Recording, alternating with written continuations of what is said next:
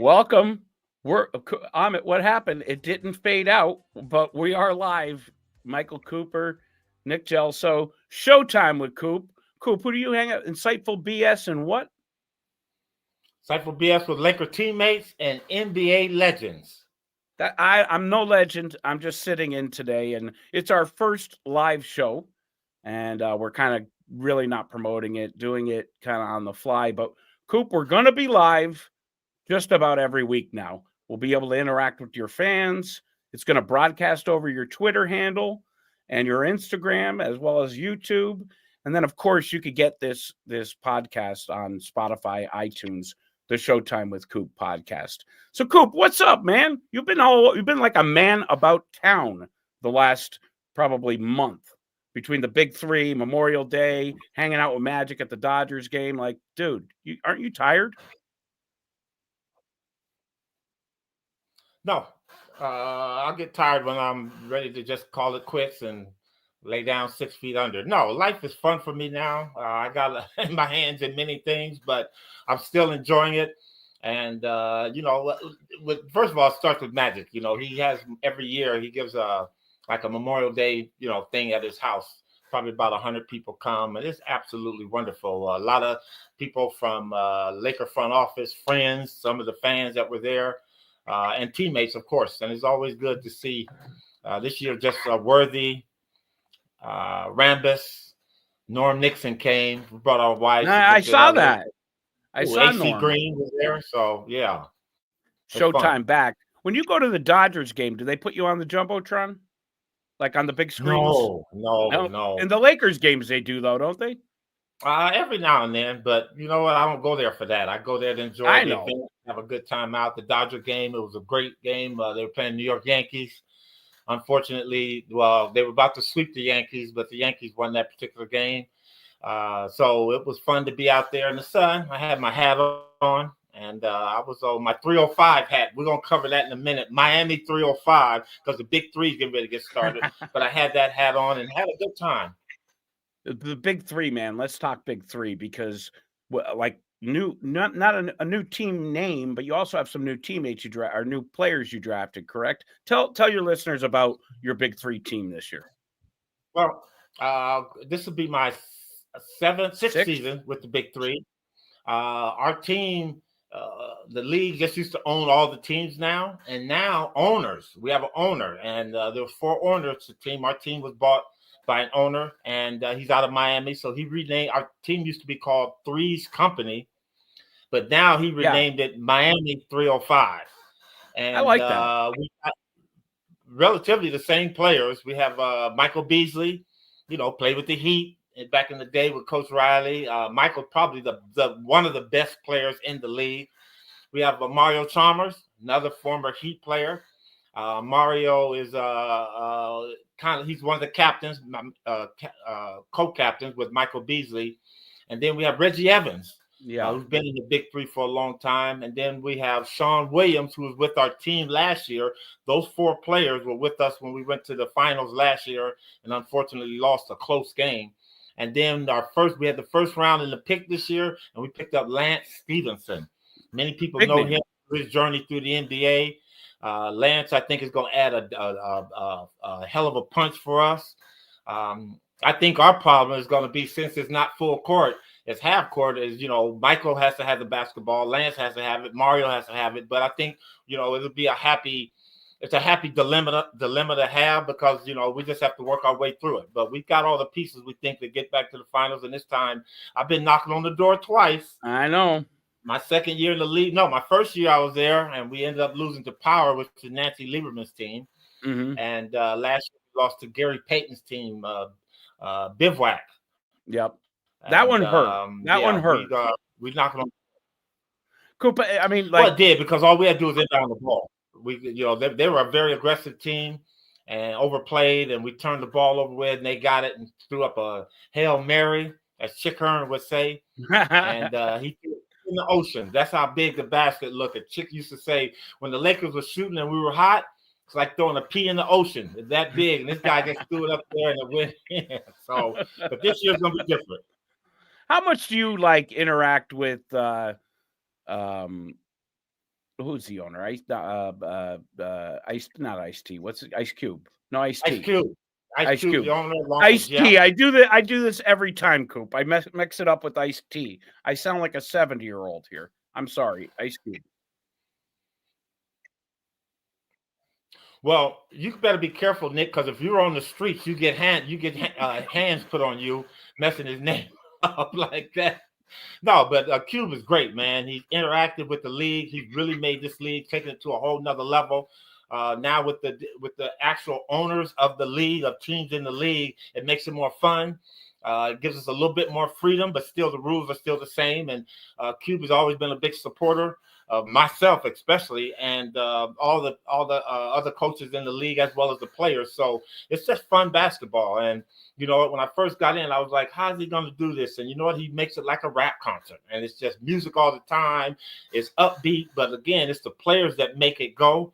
And we have some fabulous players in the league now that are on another level. Dwight Howard is in the league. He plays with LA Riot, Nick Young's team. George Gervin used to have the Ghost Ballers, but now they changed that team. An owner out of Detroit bought them. So Gerv is going back to his childhood. Yeah, man. Gerv's from Detroit, so he's going to bring that swag with him. So it's a lot of fun, man. Gary Payton, who won it, now he coaches a team in Boston called the Boston Ball Hogs. So Gary is back there, kind of like where he knows. And so I have a double hatred for him when I go back there. I don't like him because he's a glove. He keeps claiming he's the best defensive guard that's ever played the game, and I have a disagreement with that. But now he's in Boston, a city I hate, but I'm gonna love to go because I want to beat the city I hate and him too. So I can get two birds with one stone going back there. So it's gonna be fun though. You got a lot of competition in the league, and that's just to name a few of the teams. Coop, how are you going to deal with when you have the talent you have in like kind of like an amateur? I know it's semi-pro, right? So how do you deal with that from a standpoint of being the coach and having to really manage these guys? I mean, you're talking about trying to spread the wealth between, you know, very talented people where they have to share the ball.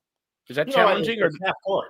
Nick, it's half court, so they got to work it out. I mean, you have 14 seconds from the inbounding of the ball to taking a shot. So you got to get into a quick pick and roll. You can make maybe 2 or 3 passes, and then you play. And it's mostly one-on-one. I think the biggest misconception about the big three is that there's no defense. And the team that wins the championships, Power, Lisa Leslie, she's no longer in the league, but she'll be commentating, will be hopefully commentating. She had triplets. And last year, Gary's team, you got to play defense. And it's one-on-one. You can't load up and bring that extra guy over because you got 3 other people on the other side. This is straight man-to-man. And I really wish this league had been around when I played because I would have thrived off of this. I mean, I was a good one-on-one defensive player. And there's very little help. So that's what I enjoy about it. You can't hide anybody. If you can't play defense, you're going to be exposed. And that's one of the things that, as a coach, that I can do to prepare them in practice. That's the only thing we can do. Yeah, we'll run a play, but it's mostly shooting. A lot of in practice, we get an hour of practice. You get a lot of shots up. Then you kind of talk about how we want to guard somebody. And again, you can't force them this way or that way. You got to contain them and make them take a jump shot. So that's the joy I love about it. And that's what Cube meant this league was to be about. You know, before you got to the pros, when you were in high school or you were 20 years old and you went to the playground, and what you did is you went to your neighborhood and you got 3 of your friends or 2 of your friends. Hey, man, let's go up to the gym and play. And you 3 knew each other so well that you didn't want to pick anybody else. You bring your own team up there. And that's what it's about. This is straight mano a mano, one-on-one. And if I got the best one-on-one player on my team, well, I'm going to showcase them. And it's half court. The bad part about it is there's no running to the other end. No fast break. So it's fun. What kind of challenge does Dwight Howard pose in a 3-on-3 format? Well, I think Dwight will bring his defensive tenacity. I think that's one big thing. And the league is very physical. And with that being said, I think that's what Nick Young is trying to fill his team up with, that physicality. And Dwight's a rebounder. So, again, offensive rebounds and defensive rebounds are at one hoop. And I think that's the thing he's going to bring. I think the thing that may hurt them a little bit is that Dwight is not known. He can hit an outside shot, but he's not known for that. So I think the goal going in playing against the LA Riot will be that pick and roll and those lobs. You know how they do in the NBA now. Them guys pick and roll and they throw those lobs. That's going to be the issue with him. So we're going to have to really get defined and have our pick and roll covers done. There ain't going to be no hesitation. You're going to have to switch. Whoever is the ball handler, you got to switch, and the other person got to stay and keep a body on Dwight Howard. But Dwight's going to bring notoriety. He's going to bring glamour. Oh, yeah. He's going to bring a whole lot of funny because Dwight's a very hilarious guy, but I mean, not in a funny way where it's childish. It's that goofy, right? Always playing basketball. Yeah, and that's going to be the fun part. And you know, he's a gift of gab guy, so I expect to hear a lot of things on social media or some of the games, some of the things he says. I think it definitely heightens the interest because I love Dwight, but you either love him or you hate him. He knows how to get people polarize people online, and he's got. I mean, if you think about it, he's really kind of got something to prove, if that's even possible at his age, because he could have gotten a roster spot this last 2 seasons. Let's face it, and you know he's going to now go to the Big Three and potentially Wilt Chamberlain y'all. Let's see what happens. Well, that we're not going to allow. That's not going to fucking happen. Not against Miami 305. That's not going to happen. Maybe against some other teams. But I think the one thing that, like I said, you know, players that are plus 30 on that upper side of their career, I think there's still the one thing that I've always said I missed about playing basketball is the camaraderie. Yeah. You know, after you get 33, 34, your body aches and you got to go up and down. And if you got a coach like Pat Riley that all he wants to do is run up and down in practice, not in the game, it kind of hurts. So now, but you still have that desire and that ambition that you still want to play a little bit. And I've always said, although you can make money overseas, out of sight, out of mind, and people have a tendency to forget you. So right now, here with the Big Three, people still remember you. So that's going to attract the Dwight Howard followers, the fans that really enjoy the game and enjoyed the way he played. Okay, let's go see what Dwight has. Yep. And I think that's the fun part about it. You get to keep that. And that's why I love coaching in the Big Three, because the camaraderie in the locker room, the preparation, get ready to play, although I can't do nothing when I step out there. But if I was guarding Dr. J, or if I was guarding George Gervin, or some of them older guys, I might be able to hang. But we're what they say, we're stuck. We're done. Stick a fork in us. So now we get to watch, and our competitive nature comes out in talking. Gary Payton is still the number one trash talker in the Big Three as a coach, and I'm trying to rival him, and he gets it going and animated. So it's fun. It's awesome. I mean, it really, especially from a standpoint, like you said, I think there's that certain period of depression for newly retired players, and this can really help them. It helps them, I would think, transition to the next aspect of their life while still keeping ball a part of their game. Now, if you win another Big Three title, you'll have won NBA as a player, WNBA twice, and Big Three. That'll be what, 8 titles? And the G League, I won that. 2, right? Twice. The D League. The D League once. D League once. So the NBA, WNBA, D League, and if I win this, will be the 4th title. That has things to do with the NBA. So you'll have 9 basketball championships. Yep. Coop, that puts you in. I mean, it's not as obviously as impactful as all NBA titles. Yeah, but if you have enough rings, man, you're a long stretch from Bill Russell all the way. I was gonna compare you to Russell. Of course, you have to bring up a fucking Celtic, but that's a whole other story. Well, there's no Lakers with that many titles, bro. Come on. Speaking of, Coop, a lot of news. It's the NBA Finals, so we're waiting. We're bated breath, waiting for news. I think there's a lot of speculation in Celtics Nation and Lakers Nation. Here we are. We're live here. We're broadcasting on your Twitter feed. We got people who showed up. I didn't expect it because we didn't promote it at all. But I think we probably have a good portion of Celtics and Lakers fans in this room because of your Twitter feed. So Let's start with more Laker fans than Celtics fans, but you're beloved in Boston. You are beloved. I really respect the Celtic fan because they know their basketball. So and they love you, Coop. Yeah. Like it is like you. I think they're going to retire your number here because it's like. I'm not kidding. Like every time I say, yeah, I co-host. You remember Michael Cooper? Coop, you co-host with Coop. Nick, if that were to happen, I would just say goodbye to everybody. I'm done, man. It's a wrap for me. I've accomplished everything I wanted to in basketball. Red Auerbach and Jerry West would be rolling over in their graves. Sure. So anyway, on the Lakers front, I mean, all I really got is my LeBron hatred. So let's start with you.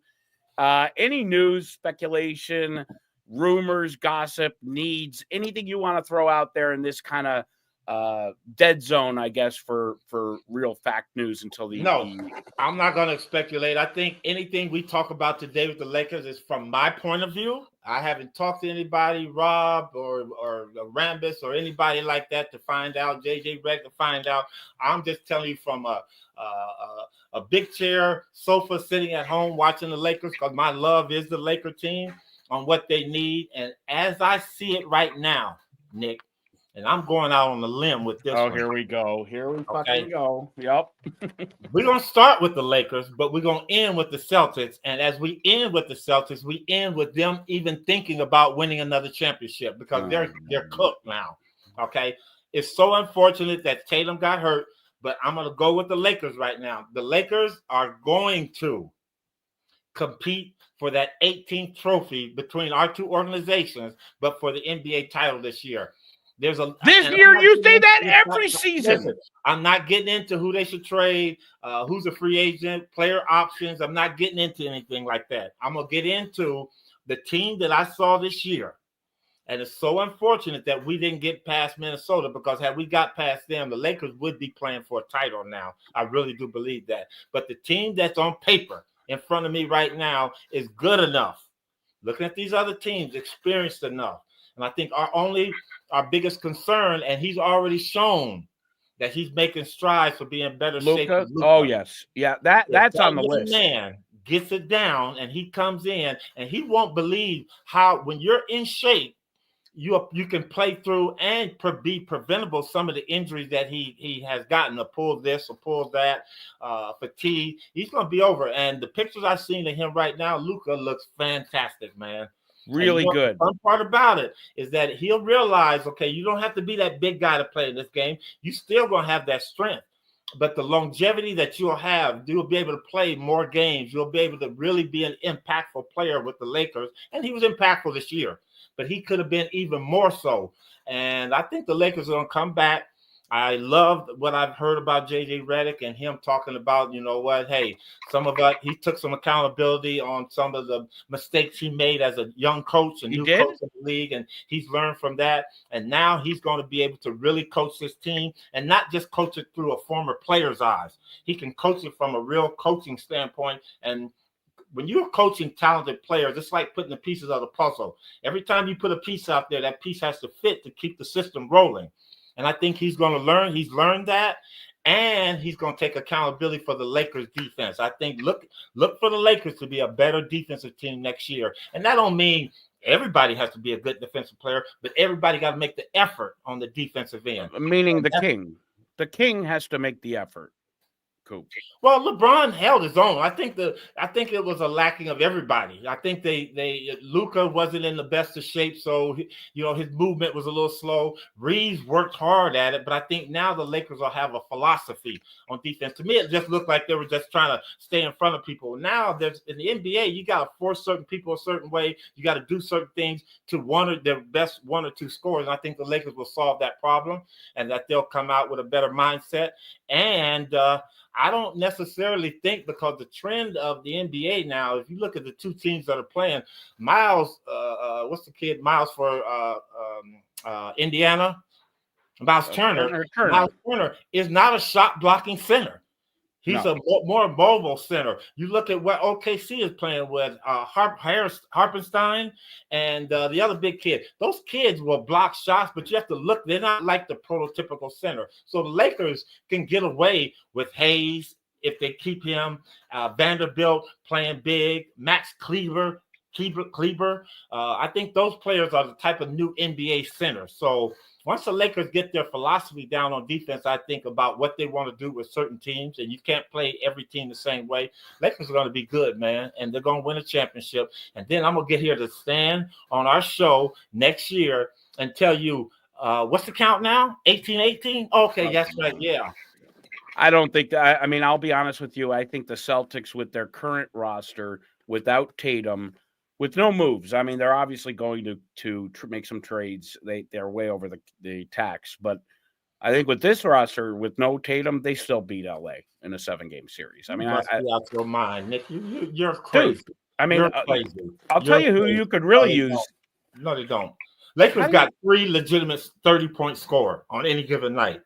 Reaves has shown that he can get his. LeBron is going to always get his, and Luka is going to always get his. There's not many people in the league that can stop that. Now, I think what the Lakers did, the luxury about that is they don't have to get 30 every night.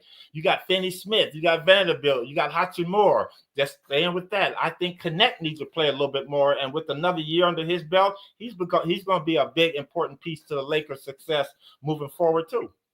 I'm sorry, Coop. Who guards Derek White? Who guards the whole team? Brown? The whole team didn't defend last year. Teams play defense, not individuals. As an individual, I got to guard him, but I could never stop Michael, Larry, Dr. J, George Gervin by myself. No, I got beat a lot of the times, and when I got beat, my teammates were always there to hold them up until I could get back into play. That's what wins championships. And you look at Indiana and you look at Sacramento, 2 good-ass team defensive teams, okay? Cool.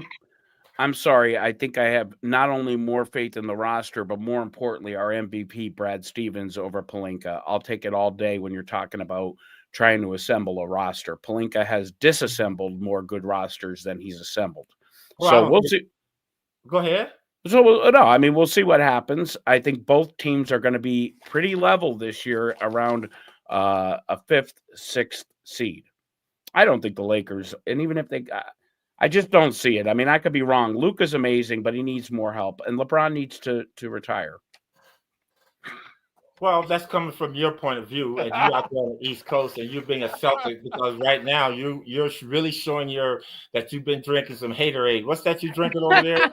The LeBron haterade. Listen, LeBron at this stage of the game is just as good as better than Al Horford. Oh, better than Al Horford. Just as good as Jaylen Brown right now. That is not true. No. Only one better than LeBron right now is Jason Tatum. And again, I really, really was so hurt. I actually cried, Nick. That kid was playing extremely good basketball. I know. And you never want an injury like that to curb somebody's career. And the type of injury he sustained, you know what? I really hope he's able to come back and get to at least 95%, because that's a tough injury to come back off of. And that's that injury. Anything with your feet and hips and stuff like that, those are some bad injuries. But again, I pray for him, and hopefully he'll get with the best doctors and he'll bounce back. But right now, the Celtics would love to have LeBron James on their team.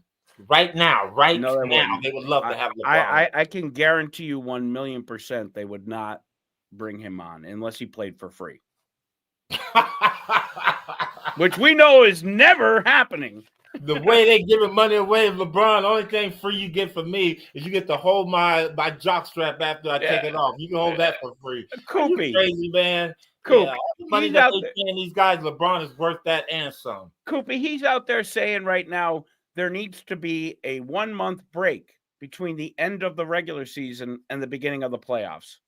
You know what? Is everybody 42 or just him? The things that players are saying now is just it's incredible that they say that. I don't a month. I haven't heard that, first of all. Oh yeah, on his podcast. He's saying that they need to take a month break from the end of the season to the first game of the playoffs. Yep, a month off. So because his reasoning is players should not be expected to go and I have a bigger question here, but should not be expected to go from 0 to 100 in a week between the playoffs and the regular season. But my question is, why are you playing at 0 during the regular season, LeBron? I mean, you may average a triple-double, but you don't get back on defense. Listen, and here's the other one, Coop.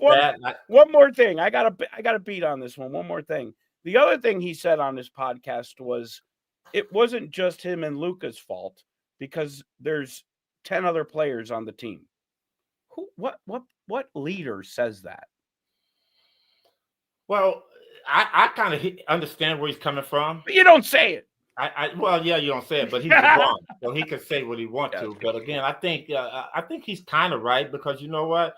You look at New York's demise. Okay, New York fired their head coach. How do you fire Thibodeau? He wasn't out there not stopping anybody. He wasn't messing up plays. He wasn't throwing the ball away. Okay, so there's other players on the court, and in today's NBA, you got to look at it. Luka and LeBron are at the top of the scouting report. They're at the top. Okay. What are we going to do to take this from LeBron? What do we got to do to get Luka? So you're going to have 2.5 to sometimes 3 players on those guys. That leaves you with 3 players on the other side with 1.5, 2 players to play. Now, if they're kicking the ball over there and they're not hitting shots, oh, yeah, that's on them. That's on them. I can't force up shots because I am. I that's agree. What he's saying. Yeah, but I don't know that it's right to be saying it. Like you know what I mean? Well, whatever. You know what? Whatever. He can say whatever he wants. As a team captain, I'm saying it to let these guys know I'm holding y'all accountable this upcoming season. Y'all got to come play. You got to come play, man. And I mean, yeah, you know what? And like I said, in today's game, Magic, Kareem probably never would have said that out loud, but that is being said in practice. That's being said in the locker room. Yeah, so why not say it out loud? Today's players have a bigger voice, a larger medium. They got more impact. They can say things now. And you know what? Hey, get out there. Put it out there now. So all you other guys, y'all better come play basketball. And when you get the basketball, it's y'all's job to hit shots and to do the other little things. Now, and as well as they can say on defense, LeBron, if I get beat, you got to be there. You can't be watching. They can say the same thing about that. But you know what? Captains have to be forceful. And sometimes they have to have a voice that's going to put everybody on alert. Oh, shit. LeBron said, okay, well, that's going to make me work on my game. Because in '85, when I wasn't hitting shots, Kareem and Magic, Coop, you got to shoot the ball, man. You got to shoot the ball. Then you became an assassin. I spent that summer getting myself ready to play, man. And then I came back and had probably my best offensive year in 1985. So, yeah, he could say that. And you torched us. Well, you torched us with that new 3-point shot in '87. And that was because my teammates forced me to. But what they want to do is rest Larry Bird on me and have Larry guard me, and Larry saying, "Shoot it, shoot it, shoot it." I wouldn't shoot the ball. Who on the Showtime Lakers would have guarded LeBron? I think it would have been a defense by committee. I think Worthy would have started on him. Jamal Wilkes would have played him a little bit. Then I would have had a little bit on him. And then we would always, in the low post, we were going to always, if he threw the ball, if they threw it into him in the low post, you know how that back down thing they have now? He wasn't going to back down too much. After that second dribble, he was going to have to pass it or make a move. So he's a great passer. He's a great passer, but that's the strategy. Get the ball out of his hands and make everybody else score. All right, well, let's not really hone in too much on the finals, Coop, but I do have one thing in regards to the finals that a lot of people have been saying. One who broadcasts a podcast with our company, CLNS, friend of yours, and that's Bob Ryan. He recently said, when I see, this was on Twitter or X, when I see the Pacers, the first thing I think of are the Showtime Lakers scoring on a fast break after a made basket. Just ask the Knicks if you don't believe me. I want your reaction to that. Words well said, Bob. I love Bob. Bob's always been a big fan of mine, and I've always been a big fan of his. Although I used to call him Poison Pen Bob back in the 80s. Oh, because that's a good one. Like that one thing that kind of like got under your skin. So, but Bob Ryan, I love him to death. But you know what? That's a great analogy. And it is right on point because you know what? They scored. That's the Knicks. So Brunson hit a shot one time. This is, I think, was in the third game or third or fourth game in Indiana. Hit a shot. They got the ball out of bounds, Haliburton, and the ball never hit the floor, and they hit Siakam under the basket for a layup. Yep. And that's how basketball is played. You know what? You have to have a short memory, like you have to. You're not hitting the shots, but you have to have a short memory on defense. They score, okay. The game is about scoring. If I can get you to miss, then it's going to work to our advantage. But if you're scoring, so what? Get the ball out, get it in, and push. And they do that extremely well. This is going to be, you know what? People may not like Indiana, OKC, but you have to appreciate the way these kids are playing. They're playing basketball the right way, and that's why both of these teams are in the finals. And you know what? I'm not going to make a prediction because I think I'm a jinx. And you are a jinx. Every team I have rooted for, I have always. I want the best team to win. I'm gonna say that. But Indiana's a very good team, and they play defense well, and they move the ball. They run, man. I mean, they do run. Did you happen to see? And I feel terrible about this, but Haliburton during the MVP, the trophy presentation at the Eastern Conference Finals, when they were giving out the MVP to Siakam, and they cut to Haliburton, and the poor guy thought that he won and was walking forward and went, I'm the MVP, and then just stopped and kind of receded. It was honestly, I felt bad for him. Siakam deserved the MVP, Eastern Conference. I do. I think so. That kid played, man. He played extremely well whenever they were struggling. And you got to remember, there was a couple of games. Haliburton only had 4 points or something like that. But Siakam was carrying that team. But you know what, Haliburton? Now what you do is you go out and you win the MVP of the finals. The finals, Now that should give him incentive for that. But you know what? Never ever be disappointed that your teammate. Yeah, you know, but even though you thought you'd done it, there was a couple of times in our championship runs where I thought Magic should have got it, and they gave it to Kareem. Kareem, yeah. But you know, he's the head of the snake or the head of the horse of that team, and Haliburton. Hey, you know what? Sometimes it's all you want to do is win the big prize. That way, people can never say you've never won a championship. That should be his earning point. What year did you think Magic earned the MVP over Kareem? Couldn't be 85, 83, 2? 82. 82. Because 81 Magic won, or 80 Magic won deservingly. And then 82. Magic us in 82. And Kareem won it in 82. I believe so, yeah. 82 and 85. And Magic won it again in 87. Now, 85 was up in there too, because Magic was bringing it for us that year, man, especially a day that I'll never, ever forget. Was the Memorial Day Massacre. Yeah. And you know what? Magic was very pivotal at the room and for the entire series after that, because he was the one that was like firing us up, getting us ready to go. And, you know, Kareem was a player that you didn't have to talk too much in the locker room. Kareem would be reading the paper or be in his own world, and Magic was walking around the locker room. Let's go. Y'all get ready. We got to get this. And I mean, out on the court, doing warm-ups, in practice, at shoot-around. Y'all, come on now. This is what we're about. This is who we are. This is showtime. And so, you know what? But Magic was never about individual accolades, although I'm pretty sure that he wanted those. We all do. You know, you want to be recognized for your play. But Magic was about the bottom line. How many championships we won, and teams win championships, not individuals. But 85, I thought, but you know, after Kareem came back after the Memorial Day, what he scorched off a 34 that game, man, 38, he was unstoppable right there, and he was on the tail end of his career. People were like, okay, let's get it, because Magic will be here some more. And he spent a week in Boston listening to Boston radio talk about how he was dead in the water and should retire. And he came back up and down the floor. All of dude, that. I could still see that fist in the air after that sky hook that sealed the deal. Oh, that 20-foot sky hook. That's 20-foot. Yeah. He always torched us from that area. But listen. What you don't know is that Magic was in Kareem's ear. Cap, get out there and show him. You show and shoot arounds at practice. He fired Kareem up, man. The guy really and was feeding him the ball constantly. Cap, they can't guard you. Who's on you? Nobody, Buck. Who's on you? Nobody, Buck. First it was McHale, Parrish, then McHale and Parrish. Then McHale, Parrish, and Ames was always dropping out. And the sky hook right there was killing you guys. So that's what it was all about then. But a lot of that had to do with Magic being just keeping us fired up, man.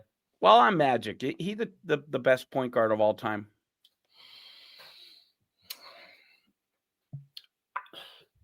Yeah, I would say so. And only reason I say that, because there's been some. I mean, Allen Iverson was a hell of a point guard. I thought Isaiah Thomas, another good point guard. Bob Cousy, in his own way, a great Steph point Curry. Guard. So Steph Curry, there you go. But as far as for me, what Magic did is, in a point guard, you look for speed, you look for creativity, you look for, Magic had all that in a big package. And yeah, Steph Curry might get 50 points, but remember, he only going to have 3 or 4 rebounds. He only going to have maybe 6 or 7 assists as he's scoring that 50. Shit, Magic was scoring 30 and getting double 15 boards, 15 assists, 10 or plus more assists. So for me, at the time that we played, and I can kind of like transition that to today's game, Magic would be a force in today's game too. Bigger, like LeBron. Every time with the basket, he's gonna foul. He's like a bigger version, or kind of like a LeBron. How LeBron goes to the basket. LeBron's big. Them guys fall off of him like raindrops, So Magic, but Magic, Oscar Robertson. I mean, man, it's. And I'm being a little biased, because I played with the guy and I got to see him work every single day, practice, even when he wasn't having good days or good games, and he always brought it. So I would say, but I mean, you can put some others up there that can stand up there with him, man, and their numbers are prove that they belong there. I got him at number 1 too, and people will come at me and say, "You didn't play any defense." Coop, will you explain to the listeners that don't know what a great team defensive player Magic was, especially double teaming. Because you know what, Magic was okay one-on-one. He wasn't going to stop you. I mean, if you gave him a couple of shakes or something like that, you're going to be by him. But and this was the uniqueness and the creativity, brilliance of Pat Riley. You know what? We'll put Magic on just an average player. Just put him on anybody else over there. But in the NBA, in the 80s, it was championships are won from the inside out. You always got that ball inside. The ball had to touch the paint. We went into Parrish, it went into McHale, and if the double team came, then they were kicking it out, and that's how we were generating shots. Moses. Well, yeah. So for us, Magic was the greatest team defensive player because he was 6'9", he was long, he was big. You weren't gonna bust his double team because Magic was strong too, and he had quick hands. So Magic was the best double team. He was always, hey, Coop, force him this way. I'll be there with you. Cat, we're going to put him here, take away baseline from Parrish. Don't let him spin baseline. Make him come back to the middle because I'm going to be there. And Magic was never not there when he's supposed to. And that in itself is why we were such a great defensive team. And he was a great double teamer because of his ability to understand, even if he was on the opposite side. Magic always came back a little bit, and if that ball went in and he was supposed to double, and say I thought that he wasn't going to get there and I ran down there, oh, man, we would get lit up. Cool, stay on yours. Get your man. I got the double team. And that's what made him such a great player because he thought the game, too, and he understood ahead of what to take away. And great anticipator, too, played passing lanes well. I mean, people pick on Magic for defense. I didn't want to see him double teaming. I love how 40 years later, you're still barking out, we kept Robert Parrish from the baseline because that was his move, baby. Turn from the baseline. Right shoulder. Yeah. Or turn and blow by the defender and dunk. Did you guys have to prep a lot for Parrish? Was it more McHale? I mean, Bird, you guys had the game plan. You really did stop Bird. You slowed him down. Bird was a secondary thought because we knew McHale was the one. And that's what the brilliance of Jerry West going out and getting Michael Thompson. Yeah. Because Mike had played with McHale in Minnesota in college. So Mike knew his moves. But our thing was, okay, we had to get the ball out of the post. What the Celtics killed you with, Bird, Ainge, Wedman, all them guys, Dennis Johnson, they were going to hit threes. They were going to hit perimeter shots. So you couldn't give Boston 28, 30 points in the paint and then give them 30, 40 points outside. You're not going to win against that. So our philosophy was we got to take the paint away.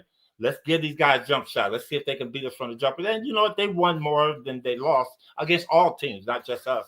So that was our philosophy. McHale and Parrish, it didn't matter which side they were on, we're going to get their touches. And if you went one-on-one with them, they were going to destroy you. And that was our key to our success. And if you look at the NBA now, when you try to look at teams now, and that's why I say Indiana was very good at keeping what's his name?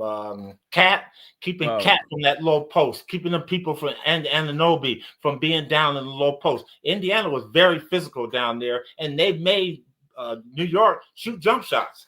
And you're not going to beat me from the three, just shooting constantly 3-pointers, and that's why they were able to win. So our goal was get that ball out the paint, make Boston shoot jumpers. Coop, look at the screen. A commenter, Lakers fan. Lakers badly need a point guard like Derek White. Who's the commenter? It's Tra-Brex. He says Lakers badly need a point guard like Derek White. Yes and no for me. I think Derek White is an exceptional player. I think Derek White could go to any team and make that team a better team. But you know what? The Lakers, Austin Reaves is good, man. I think AR-15 is very good. And I think he compares with Derek White. He may not have like White's a better defensive player, and he gets there and he's able to block a couple of more shots. But Austin Reaves can score. And if you're looking at what Derek White provides, he gets the ball up the floor, he gets them into a play, he knocks down his three, and he's an adequate defensive player. Tremendous defensive player. What do you mean? What? I think he led all guards in the league in block shots. He's a Dennis Johnson caliber defensive player. Yeah. Well, Austin Reaves is that. Austin better Reaves than can do those type of things. He ain't not gonna block a lot of shots, but Austin Reaves, he plays hard and he plays aggressive, and you know what? Sometimes his feet get mixed up and you blow by him. But what is the biggest weapon that Derek White have? He knocks down threes at the other end. Yeah. And that's what Austin Reaves does. So again, the Lakers, yes. And to answer the question, yes, we need that, but no, that's not a necessity for us. I mean, if we got that, sure, Lakers would love to have a Derek White type of player, but I think we already have that in Austin Reaves. So need is probably too harsh of a statement. Here's another one, Coop, from Cousin Mamba. Jordan 23, GOAT status, could not guard Magic in the finals on the way to Mike's first championship. Coach Jackson had to put Pippen on Magic. Thoughts? Well, there you go. And that tells you what Magic was about. And again, another brilliance of another coach. Coach Jackson, great Hall of Famer coach, understanding the dynamics of what it takes to be a solid defensive team. Yes, Michael probably could have got over there, but what Magic did that Scotty took away from him is that with Michael, Magic could throw them hook passes over the top. He could find people like Scotty was long, and Scotty could do that and take that away. Plus, Scotty was going to be, and again, you don't want to wear Michael Jordan out too much on defense because you take away what he's going to give you the most on the offensive end. So put somebody else on him. And you know what? That's like our situation. Magic could have guarded Larry. He could have guarded. They're both the same size. But why? Yeah, I think you're right. Let Coop take all that head. So that was the thing about that. Great question. And that's the brilliance of a coach, is trying to figure out, again, pieces of the puzzle. Phil was putting that piece where it needs to be, which is Scottie Pippen on Magic. And then they started putting Dennis Rodman on Magic. Yeah. I mean, you think about that. Magic was that good that Rodman. Let me ask you this. That was 1991.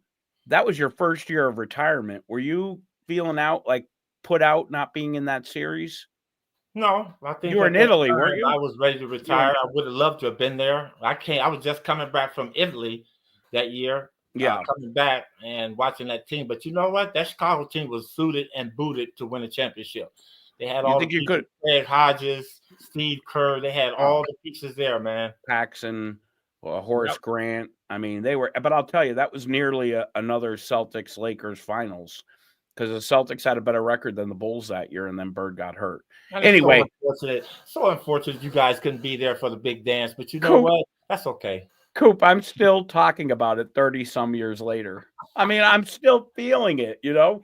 Anyway, we went a little long today. I mean, we're going to be doing these live shows regularly, and we did not promote this at all today. So to have several hundred people show up is really pretty awesome. And And we're going to have some guests. I promise you that, Nick. I got some people lined up that I think people are going to be happy about. And it's going to be fun because then I like it. Even if we don't have guests, we get to interact with the fans. Ask us your questions. And you can be haters if you want. They don't always have to be nice questions. Send in some of them bad ones. And if we can answer it the appropriate way, we definitely will. But we're all about appeasing, giving you, that sports fan out there, the things you want to hear. We want to give y'all some eargasm that you can say, you know what? Make you think about some shit. So I agree. And Coop, I put a little jab at you up on the screen as we speak. Obviously, Cooper hasn't been watching a lot of Celtics games, that coming from a Lakers fan, about Derek White. But anyway, I just try not to. so our viewers know, our plan is, now keep in mind, Coop is obviously an NBA Hall of Famer, but he's traveling the country with the big three right now. So there may be some slight variations, but our plan at this time is to do live every Monday for about 30 minutes to an hour at noon Eastern, 9 a.m. Pacific. It's going to broadcast on the CLNS Media YouTube channels live, also on Coop's handle on Twitter and Instagram. And you can always find the Showtime with Coop podcast on iTunes and Spotify. We ask you to subscribe. Now, before we sign off, Coop, I got one more thing, and I bring this up because I know you really like this site. I used to work with them. I love them at Lakers Nation, and they always show love to Lakers history. And last week, they put out their top list ranked most underrated Lakers of all time. And Coop, you were number 1 on that list, even after having your number retired and being put into the Hall of Fame this past year. You're still considered one of the most underrated Lakers of all time. Who would you put on that list in place of you? I have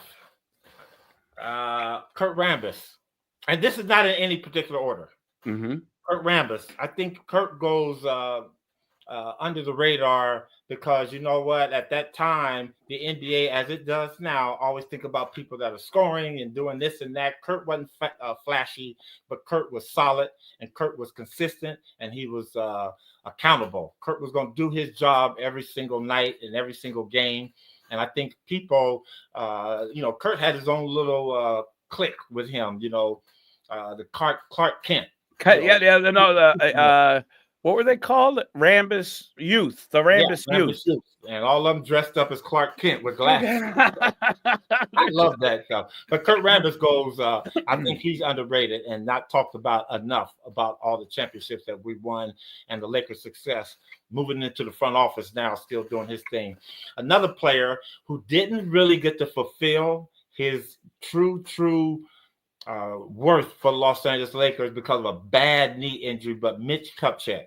Mitch Kupchak, this guy could play, man. And when the Lakers got him from the Washington Bullets and that trade and brought him over there and Mitch came in, Mitch was the prototypical, that kind of 6'9", 6'10", out of North Carolina, could bang, could run the floor, but could score down low. People really didn't get an opportunity to see his true worth. Mitch blew out his knee, had probably one of the worst knee injuries you could ever have. But Mitch Kupchak goes unforgotten, underrated with the Los Angeles Lakers. Another one, Byron Scott. Yeah, he should be a Hall of Famer. Byron was the prototypical, and that's why he brought there. Byron was supposed to be the Jerry West of the new age basketball, somebody that could just stick shots. Unfortunately, we lost Norm Nixon through the trade, but we picked up a vital piece in Byron, and Byron was the absolute perfect complementary piece to Magic. Didn't require to dribble the ball a lot. All he had to do was be ready to shoot the basketball, and Byron did it with the best of them. Plus, a good defensive player, too. Active hands. Byron was strong. And being from Inglewood, he had that McNasty in him. And we love that about B. Scott. He was, Byron was one. He should be a Hall of Famer. Yeah, and we're going to push that, too, because he should be. Another player, Derek Fisher. I think a Laker player, Fish, man, from the Kobe, Shaq era with the Lakers. You had so many players over there: Paul Gasol, Shaq, Kobe. People have a tendency to not remember Derek Fisher, but Derek was a hell of a player. All the big shots he hit, that shot he hit against San Antonio Spurs, take that game in. I mean, Fish was something else, and Fish was a solid defensive player and an accountable player. And very, very smart, too. That was the one thing. Basketball IQ was off the chart with Fish. Understated, too. He wasn't a loudmouth. He was, he was really pretty quiet and a silent assassin. I remember in 2010, I mean, Kobe deserved that finals MVP, no doubt. But I think it was game 5 where Derek Fisher just scorched the Celtics at Boston Garden. And that really set the tone for the rest of the series. Fish doesn't have his number retired. That should probably go up there. Yep, I do believe. And you know what? See, Fish wasn't on the scouting report. He was down at the bottom of the scouting report. Yeah. And those are the players. And again, I was always at the bottom of the scouting report. Yep. Except with Tommy Heinsohn, baby. Tommy Heinsohn put you at the top of the scouting report every broadcast. Hey, that's like the old Happy Harrison. Happy Harrison used to be and Happy Harrison, man, played his role to magnificent and was good. But Fish was a great shooter. He took advantage of what people gave him and knocked down shots. And last but not least, my top 5. I know I'm missing somebody, but these are the people that come to mind. Because as you can see, I've got gray now, so my memory goes a little bit. Yeah. Robert, big shot, Horry. Man, Rob should be in the Hall of Fame. Yep. Rob should have his number retired up there. Rob has what, 9 or 10 rings? 11, I think. 11, yeah. So many rings. Man, Rob is a player that we got to get him on. Could fit anywhere.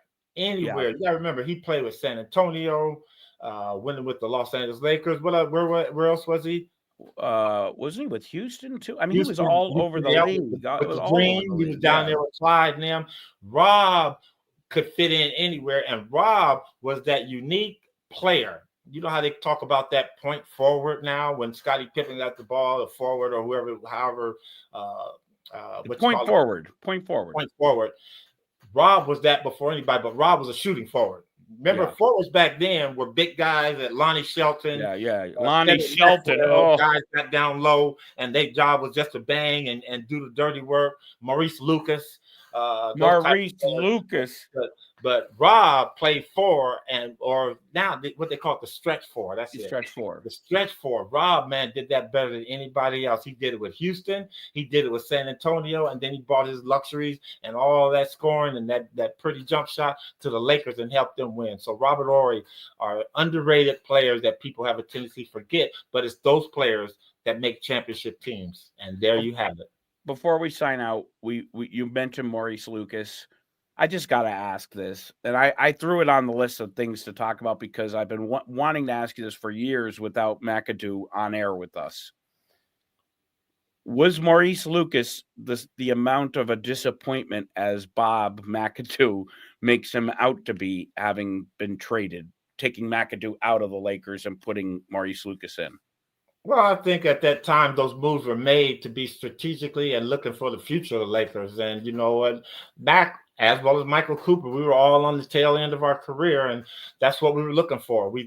People were saying we were a little soft, we were a little this, and when they brought Maurice Lucas in, he was supposed to be that enforcer that won a championship in '72 with the Portland over the Sixers. Trailblazers, 77. Trailblazers, yeah, 77. I'm sorry, 77. With the Trailblazers, and he playing up there with Bill Walton. So Maurice was supposed to be our enforcer. He was the guy who's going to come in and make sure everything stays straight.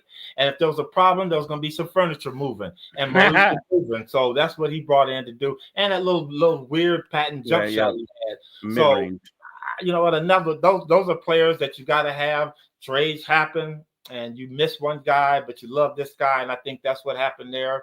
But obviously, McAdoo was way better scorer than Maurice. But Maurice was, I think, just as a little tougher. Down low. Well, and McAdoo was dealing with injuries a lot at that point, I think, too. So anyway, Coop, we got to get Worthy on because I have a couple. We got to get him on soon because I want to get him on with the fans, and I got some bullshit I got to throw at him from Celtic City when he did that documentary. Too. He'll love this format. Yeah. So I think we'll roll with this real soon. I am really pumped about this. Coop, we've been talking about this forever. So I think you could feel the energy. I think live is going to do us really well.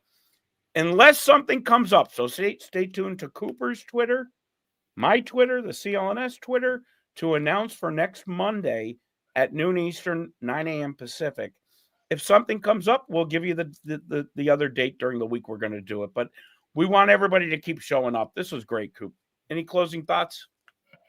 I love you, Nick. Oh, Coopy, I love you too. You know man. what? That's hard for me to say because you're a Celtics fan, but I love you. That's all. I love you, Coop. We'll end with that. We love everybody out there. We love everybody. If you're gonna do it the right way, Nick. Don't make a hard side. You're gonna do it. I don't know how to do it, man. I'm all so right, white. Thank you guys for having us. Later, guys.